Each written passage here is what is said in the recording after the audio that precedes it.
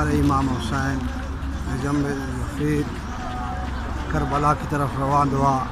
दुनिया की बीमारियों को ख़त्म करते हुए टकरा कर मुकाबला करते हुए इमाम शकान इमाम हुसैन अलैहिस्सलाम इस वक्त रवा हैं करबला की तरफ।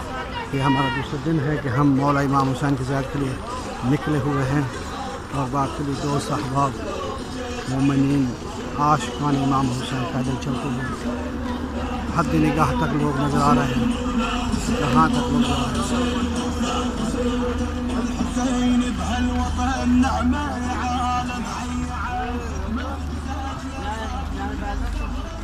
हम आगे हैं पीछे हैं? हम पीछे या आगे हैं?